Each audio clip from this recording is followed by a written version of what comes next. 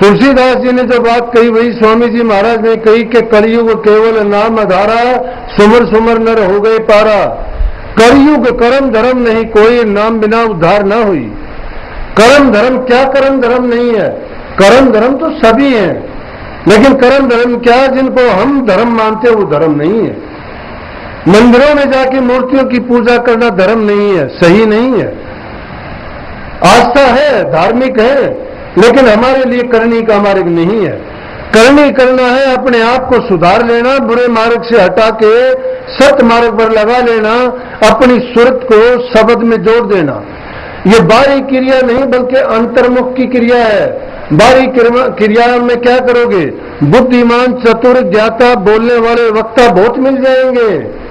ठग डाकुओं को भी ज्ञान होगा, वो भी अच्छे लेक्चर और भाषण दे देंगे, लेकिन करनी का मार्ग है ये किताबी बात नहीं, बल्कि जो जो अंतर में जाते जाओगे तुम्हारे मन की महीनता होती चली जाएगी, सूरत जागृत होती चली जाएगी। ये महाचैतन्य प्रकाश के देश में पहुंचने का मार्ग है।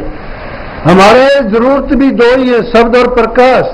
शब्द और प्रकाश जो बाहर देखते हैं, बाहर की दुनिया को भी प्रकाश चलाता है, बाहर की दुनिया में भी शब्द प्रकट है, लेकिन संतों ने कौन सा शब्द और कौन सा प्रकाश कहा है?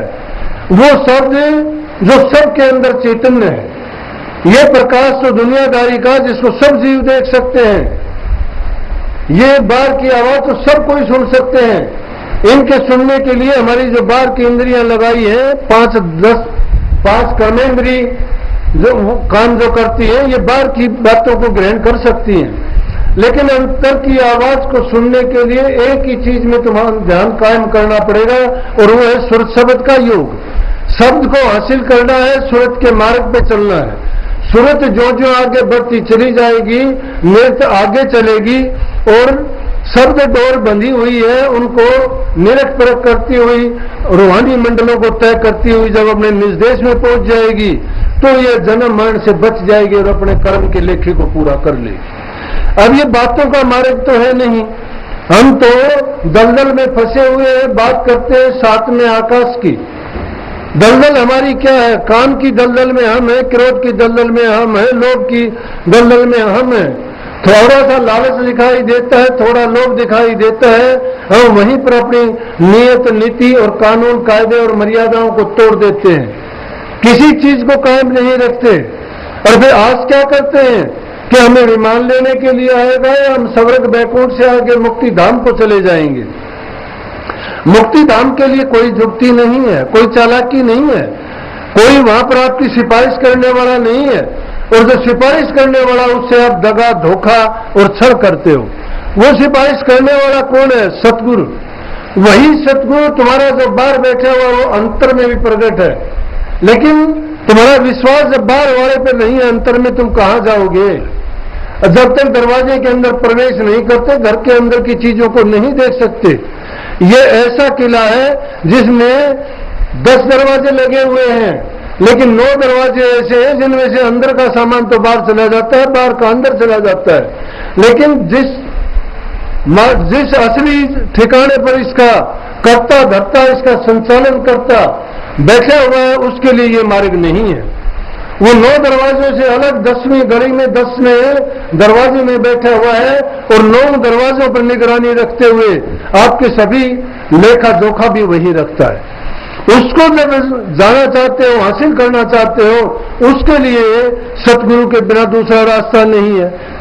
स्वामी जी महाराज ने सार वचन में साफ लिखा है, एक जगह पे कहते हैं कि गुरु में अपना रूप दिखाओ।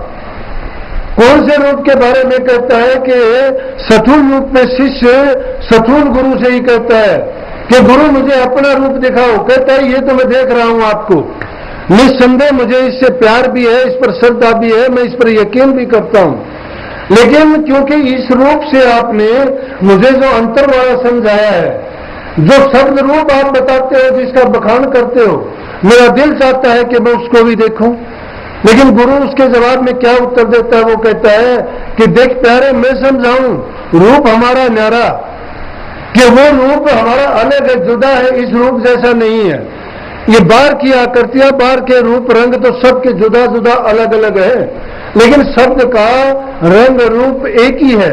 इसीलिए कईयों ने तो कह दिया कि परमात्मा उसका कोई रूप रेखा रंग नहीं है, वो अडोल है, अबोल है, वो दृष्टि में नहीं आता है, मुष्टि में नहीं आता है, पकड़ा नहीं जाता है। लेकिन राजा स्वामी मत की खूबी देखो कि उसको कितने सुंदर ढंग से समझाते हैं और कहते हैं कि देख प्यारे मैं समझाऊं रूप हमारा न्यारा, वो तो रूप लखे नहीं कोई और जब लग दे उन्हें सहारा।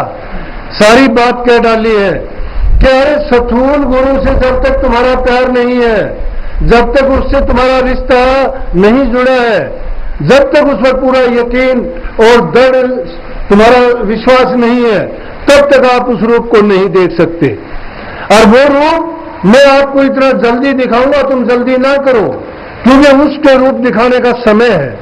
वो समय कौन सा है, उसमें तुम्हारी जांच की जाएगी कि तुम्हें कितनी क्षमता है, कितना त्याग किया है, कितनी शरणागति है, कितना समर्पण है आप लोगों ने। क्या आप तो जीते हैं अपने मन और इंद्रियों के लिए, अपने स्वाद के लिए, 10 इंद्रियों के रस में रचे पचे संसार में लुटे पुटे फिरते हो और फिर चाहते हो कि वो गुरु मिल जाए, शब्द गुरु मिल जाए, किसी की कही बातों को बकते हो।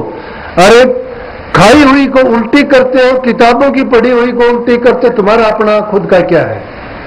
जब तक तुम्हें अपना खुद का अनुभव नहीं है, दूसरी की गीती गाई हुई को दोबारा पीटते रहते हो। लकीर के फकीर मत बनो।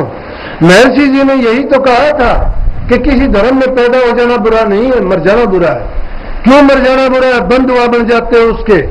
जब तक तुम्हारे अंदर विशालता नहीं आई, विशालता कब आएगी? जब विशालता में प्रवेश करोगे। धर्म की कोई सीमाएं नहीं है।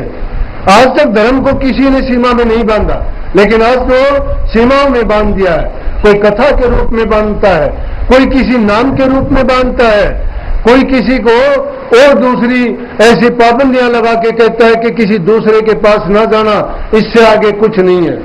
ये खुली चैलेंज राजा स्वामी मत ही देता है कि आओ करके देखो, जब तुम्हें यकीन हो तो